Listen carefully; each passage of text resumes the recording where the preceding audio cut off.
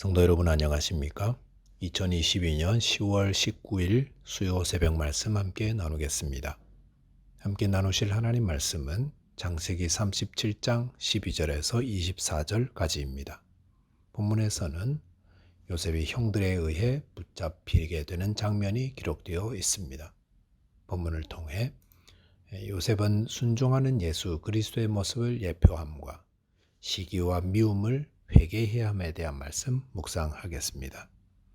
첫째 묵상할 내용은 순종하는 요셉은 예수 그리스도를 예표한다라는 것입니다. 본문 12절에 보시면 그의 형들이 세겜에 가서 아버지의 양떼를 칠 때에 라고 하였습니다. 여기 보시면 요셉의 형들은 세겜에 가서 아버지의 양떼를 쳤다고 하였습니다. 세겜은 물이 풍부하고 넓은 목초지가 있었기 때문에 양떼를 돌보기에 적합한 곳이었던 것 같습니다. 빠단 아람에서 돌아온 야곱이 처음 정착한 곳도 세겜이었던 것으로 볼 때에 세겜에 좋은 목초지가 형성되어 있어서 야곱의 아들들은 세겜까지 가게 되었던 것 같습니다. 본문 13절에 보시면 이스라엘이 요셉에게 이르되 내 형들이 세겜에서 양을 치지 아니하느냐 너를 그들에게로 보내리라. 요셉이 아버지에게 대답하되 내가 그리하겠나이다 라고 하였습니다. 야곱은 요셉에게 세겜에 가서 형들의 안부를 물으러 보냈습니다. 그럴 때 요셉은 내가 그리하겠나이다 라고 대답했습니다. 그런데 세겜까지의 거리는 도보로 다녀오기에 만만치 않은 거리였습니다. 14절에 보시면 당시 야곱은 헤브론에 거하고 있었는데 그곳에서 세겜까지는 약 100km의 거리입니다. 그런데도 요셉은 기꺼이 아버지의 말씀에 순종하였습니다. 요셉은 순종의 사람이었습니다. 본문 15절 16절에 보시면 세겜에 도착한 요셉은 그곳에서 형들을 만나지 못했습니다. 그 이유는 그들이 도단이라는 곳으로 이동했기 때문이었습니다. 100km를 도보로 와서 형들을 찾지 못했을 때에 요셉은 어떻게 했습니까? 없나보다 이러면서 뒤돌아온 것이 아니라 찾을 때까지 방황하였습니다. 그리고 결국 30km를 더 가서 형들을 만나게 되었습니다. 이런 요셉은 얼마나 충성된 자였습니까? 충성된 자는 주인의 마음을 알아 순종합니다. 아버지가 요셉을 심부름 보낸 이유는 단순히 세겜에 다녀오라가 아니라 형들의 안부를 알고 싶은 것이었습니다. 그렇기 때문에 형들이 도단이 아니라 더 멀리 갔다 할지라도 요셉은 거기까지 갔을 것이다 라는 것은 너무도 분명합니다. 이렇게 순종하며 충성하는 요셉의 모습은 예수 그리스도의 모습을 예표하고 있습니다.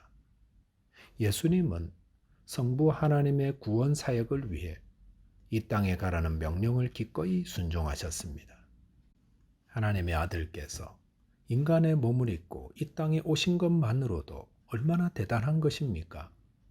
그런데 예수님은 거기에 멈추지 않으셨습니다. 예수님은 죄인들의 죄를 대속하는 십자가를 지고 죽으시기까지 순종하셨습니다. 요한복음 19장 28절에 보시면 십자가에 달리신 예수님은 내가 목마르다라고 하셨습니다. 예수님 왜 그 말씀을 하셨을까요? 그 말씀하신 이유에 대해서 성경은 주님께서 성경을 응하게 하려 하시기 위해서라고 하였습니다. 즉 시편 69편 21절의 말씀인 그들이 쓸개를 나의 음식물로 주며 목마를 때에 초를 마시게 하였나이다 라는 그 말씀을 응하게 하기 위해 그 말씀을 하셨다는 것입니다. 그러자 로마 군인이 신포도를 적신 해면의 우술철을 메어 예수님의 입에 대었고 예수님은 그 신포도주를 받으신 후에 다 이루었다 하시고 고개를 속이고 그 영혼이 떠나셨던 것입니다. 순종하는 자는 내가 담당할 고난의 크기를 생각하지 않습니다. 요셉이 100km를 가고 또 30km를 더 가서 순종한 것처럼 예수님은 성육하신 것뿐만 아니라 십자가에서 하나님 말씀에 집중하심으로 하나님의 구원 사역을 온전히 이루셨던 것입니다. 그 순종 때문에 저와 여러분이 예수님을 믿고 의지함으로 죄사함과 구원함을 얻게 되었음을 감사하며 우리 주 예수 그리스도의 이름을 찬송하는 자 되시기 바라겠습니다. 두 번째 묵상할 내용은 미움과 증오와 시기의 죄를 회개함으로 죄를 다스려야 한다는 것입니다. 본문 18절에 보시면 요셉이 그들에게 가까이 오기 전에 그들이 요셉을 멀리서 보고 죽이기를 꾀하였다고 하였습니다. 요셉이 아버지의 심부름으로 형들을 찾아 세겜을 거쳐 도단까지 왔을 때에 그 형들은 요셉을 죽이기를 꾀하였습니다. 형들은 왜 그 먼 거리를 여행해 온 동생을 죽이려 한 것입니까?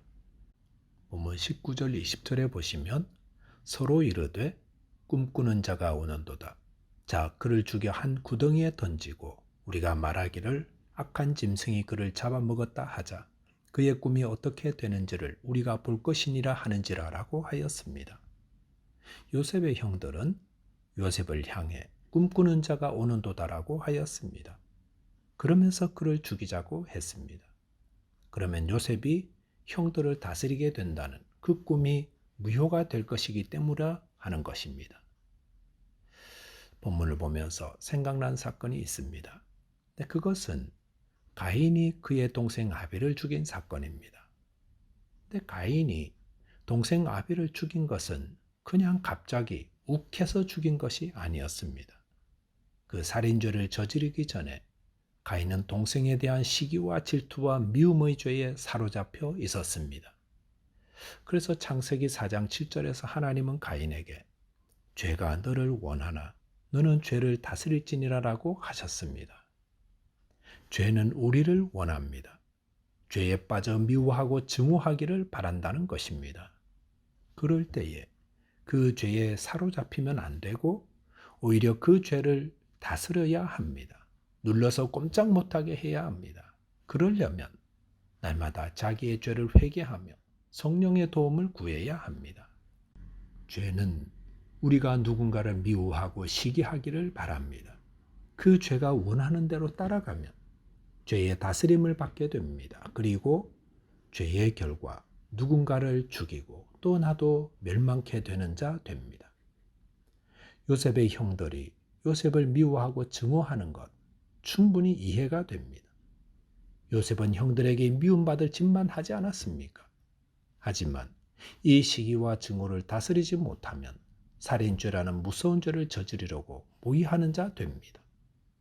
미움과 증오와 살인은 동색입니다. 그리고 같은 길에 있습니다. 시기와 증오와 미움의 죄가 제거되지 않으면 그것은 곧 살인죄로 달려가게 될 것입니다. 마태복음 5장 22절에서 예수님은 형제에게 노하는 자마다 심판을 받게 되고 형제를 대하여 라가라 하는 자는 공회에 잡혀가게 되고 미련한 놈이라 하는 자는 지옥불에 들어가게 되리라라고 하셨습니다. 여기서 형제에게 노하고 라가라 하는 것, 라가는 욕설입니다. 형제에게 욕하고 또 미련한 놈이라 하는 자는 심판을 받게 되고 공회에 잡혀가게 되고 지옥불에 들어가게 된다 했습니다. 여기서 언급된 형벌들 다 살인한 자들이 받는 벌입니다. 죄는 우리를 원합니다. 우리가 누군가를 미워하고 증오하고 시기하는 마음에 사로잡혀 살기를 원합니다. 그럴 때 거기에 사로잡혀 있으면 살인죄를 짓는 형벌에 처하게 될 것입니다. 혹시 누군가를 미워하고 증오하고 시기하고 계시다면 그 죄를 회개하시고 성령의 도우심을 구하심으로 죄를 다스리는 자 되시기 바라겠습니다. 말씀을 정리하겠습니다. 예수님의 온전한 순종이 저와 여러분의 죄를 용서하시고 구원하셨습니다.